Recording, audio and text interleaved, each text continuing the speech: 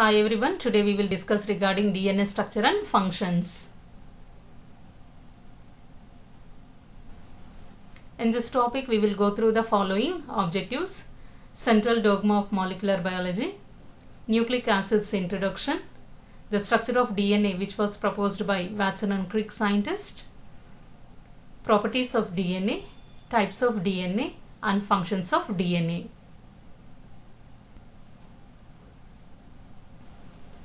Central dogma of molecular biology. It reveals that the DNA, which is the chief genetic material that is present inside the nucleus. From DNA, RNA synthesis will takes place by the process of transcription. The transcription takes place inside the nucleus.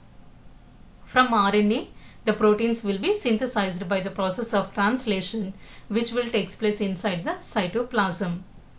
But in some retroviruses, the DNA is synthesized from RNA by the process of reverse transcription. As the retroviruses, they are having reverse transcriptase enzyme. As a result of that, the DNA it is synthesized from RNA. So this is the central dogma of molecular biology. So here transcription will take place inside the nucleus, translation will take place inside the cytoplasm. Always the RNA it will be synthesized from DNA by the process of transcription, whereas the proteins are synthesized from RNA by the process of translation.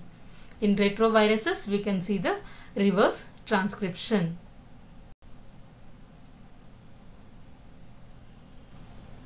Nucleic acids introduction.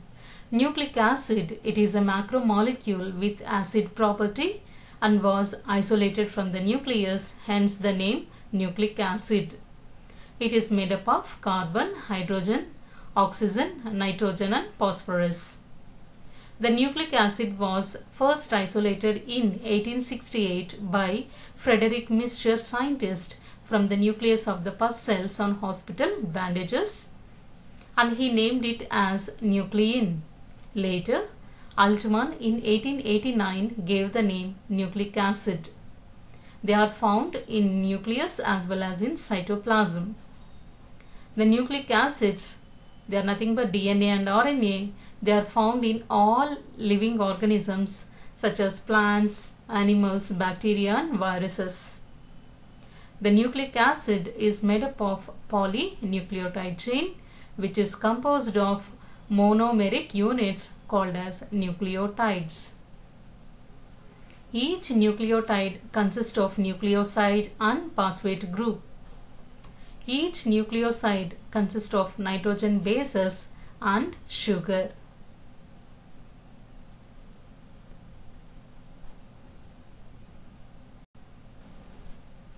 The nitrogen bases are purines and pyrimidines, which are having nitrogen containing organic compounds. Purines are having double ring structure and they are having nitrogen in their structure. The purines are adenine and guanine. Pyrimidines, they are single ring nitrogen containing compounds. They are nothing but thymine and cytosine, which are seen in DNA, whereas in RNA the thymine it is replaced by uracil. Always the ratio between purines and pyrimidines must be 1:1 ratio, and that rule we can call them as Chargaff's rule. The sugar is deoxyribose sugar in DNA, whereas ribose sugar it is seen in RNA. So let us see the table. What are the different types of nucleosides and nucleotides? Nucleoside, already we discussed that nucleoside it is formed due to the combination or joining of nitrogen bases and sugar. So nucleosides are adenosine, guanosine, cytidine, thymidine. Nucleosides, when the nucleosides are joined with the phosphate group, then they will form the nucleotides. That means here nucleotides will have nitrogen bases, sugar and phosphate in their structure. So they are adenylic acid, guanylic acid, cytidilic acid, thymidilic acid in DNA, uridylic acid in case of RNA.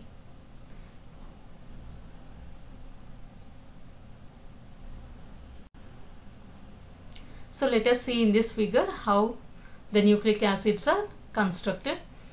The nucleic acids, they are nothing but DNA and RNA. The DNA, which is the chief genetic material, and here the nucleic acids, they are made up of polynucleotide chains, and each polynucleotide chain, they are made up of monomeric units called as nucleotides. In DNA we can see two polynucleotide chain which are arranged in the form of double helical structure, whereas in RNA we can see a single polynucleotide chain. So nucleotides are nothing but monomeric units of polynucleotide chain that are called as nucleotides.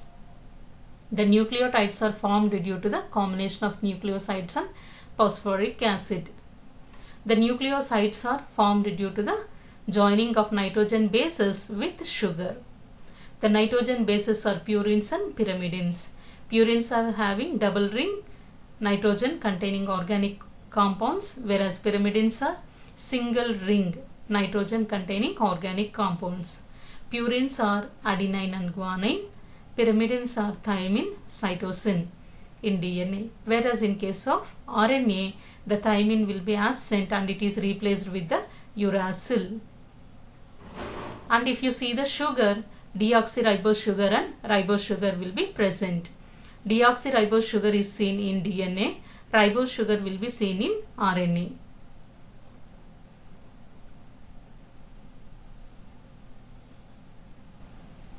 Deoxyribonucleic acid, that is DNA. Deoxyribonucleic acid, DNA, it is a molecule of heredity. It functions as a genes. It is present in all the cells except plant viruses. In eukaryotic cell, the DNA, it is present in the chromosomes of the nucleus, which is having double helical structure. In addition, the DNA, it is seen in mitochondria as well as in plastids also, but the DNA, it is in the form of circular in shape. In bacteriophages and in viruses, the DNA, it is in the form of coiled structure.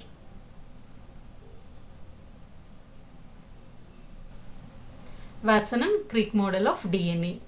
Watson and Crick in 1933 designed the double helical structure of DNA and were awarded Nobel Prize in 1962. DNA is deoxyribonucleic acid and its replication will take place during S phase of the cell cycle. It is made up of macromolecule, that is having two polynucleotide chain.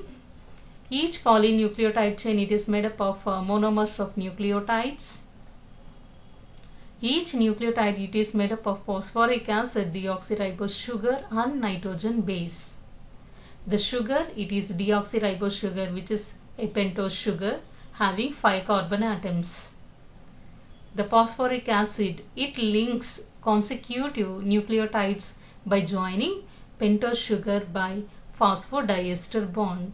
So, the sugar and phosphate, it will form the backbone of the DNA molecule. The nitrogen bases are purines and pyrimidines. Purines are adenine and guanine.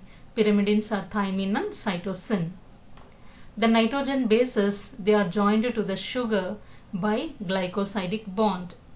Always the purines and pyrimidine ratio, it should be 1:1. That rule we can call them as Chargaff's rule. Always the adenine, it will bond with the thymine, whereas guanine, it will bind with that of the cytosine only. So in between adenine and thymine we can see double hydrogen bonds or 2 hydrogen bonds, whereas in between guanine and cytosine we can see 3 hydrogen bonds or triple hydrogen bonds are present.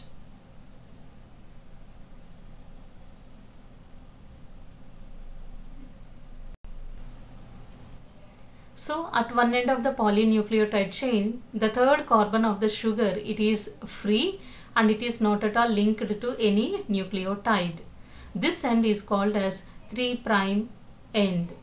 At the other end, the fifth carbon of the sugar, it is free and this end, it is called as 5' end.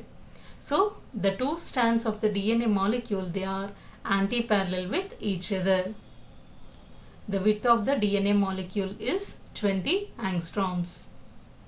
The DNA helix, it has two grooves, namely major groove and minor groove. The distance between two turns is 34 angstroms. The distance between adjacent two nucleotides is at about 3.4 angstroms. The total number of nucleotides per turn is 10, and the number it may vary based on the types of DNA molecule.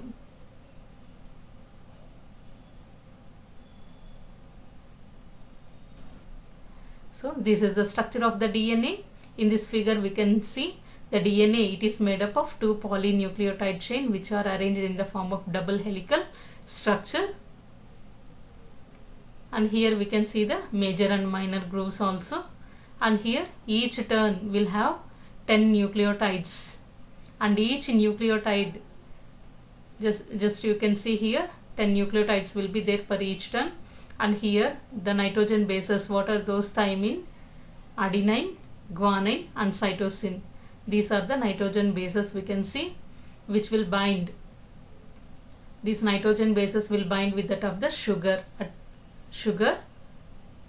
to form the here sugar, and later on with phosphate. So here the sugar and phosphate, they will form the backbone of the DNA molecule. So the width of the DNA molecule is 20 angstroms. If you see here, this is the RNA which is having a single polynucleotide chain. Here in RNA we can see only adenine, guanine, cytosine, and the thymine it is absent and it is replaced with the uracil.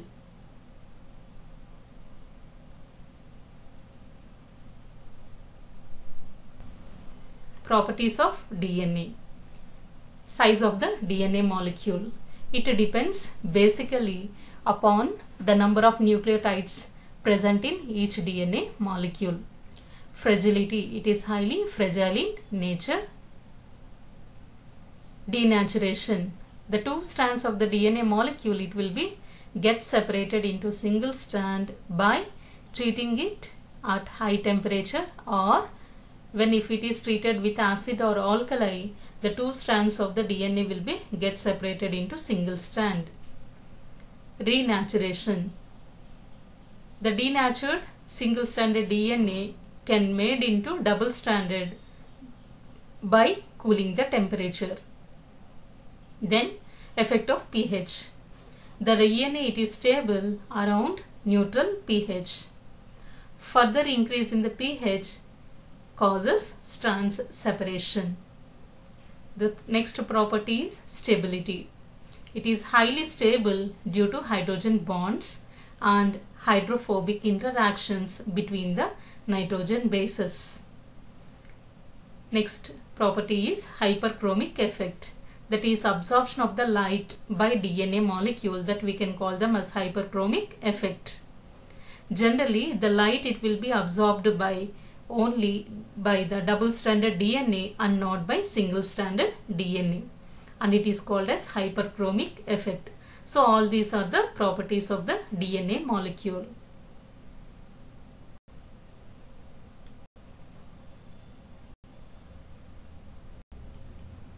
Types of DNA.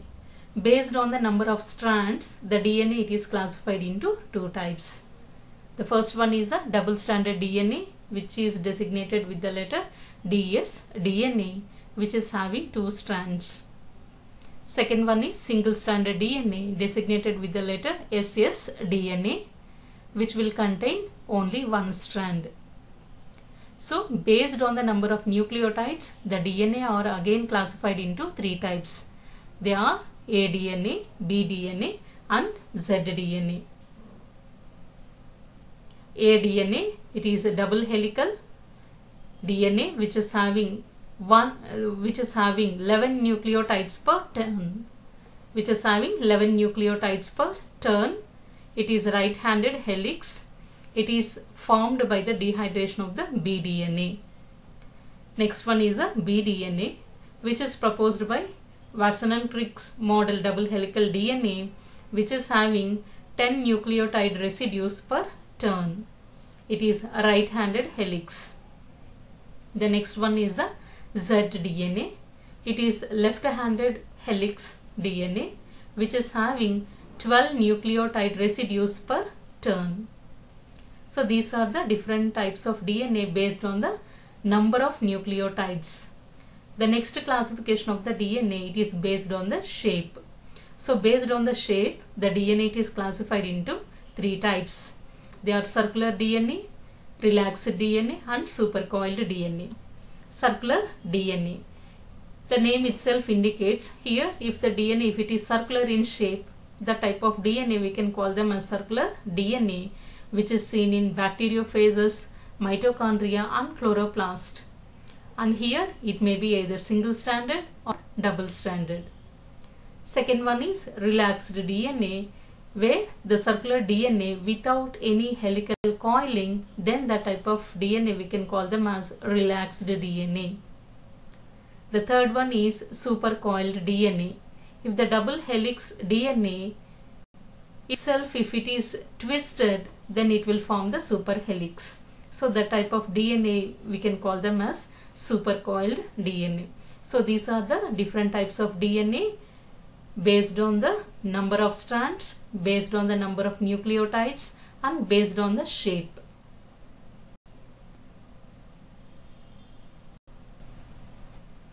Next one, based on the nature of nucleotide sequence, the DNA it is classified again into 2 types. First one is a palindromic DNA, the next one is a repetitive DNA or satellite DNA. In palindromic DNA, it has palindromic sequence. That means the nitrogen bases in forward direction and in backward direction, if it is same, that type of DNA we can call them as palindromic DNA.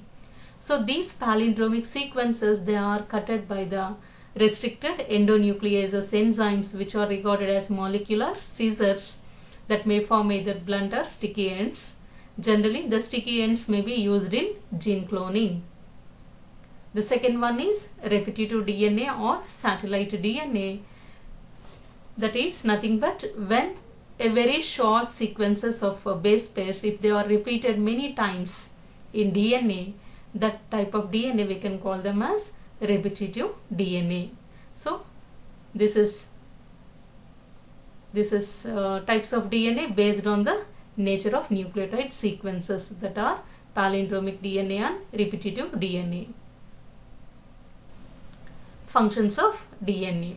So DNA, it is the genetic material that will carries the hereditary characters from generation to generation. It is a stable macromolecule and it is immortal in nature.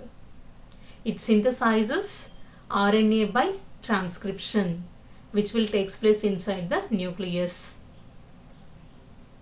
And replication.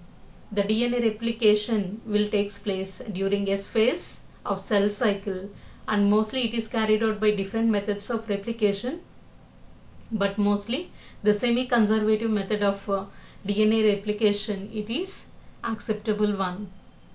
The fifth one is encoding information. The message which is related to protein synthesis, it will be in the form of triplet codon that is present on mRNA. This mRNA, it is transcribed from the DNA. Sixth one, mutation and recombination. Any sudden change, if it occurs in the nucleotide that are nothing but nitrogen base sequence, if any changes, if it occurs, that may leads to the mutations. These mutations may brings about recombination and variation. So to study these mutations and recombinations also, the DNA, it is very useful for it. And gene expression. How the gene, it is expressing by proteins. So the gene expression studies we can study at transcriptional level as well as at translation level as well as post-translational levels.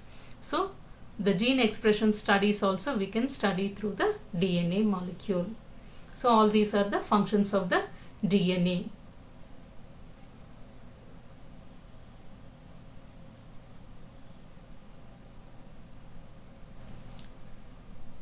Thank you. Stay home, stay safe. If you are watching my video for the first time, please subscribe my channel.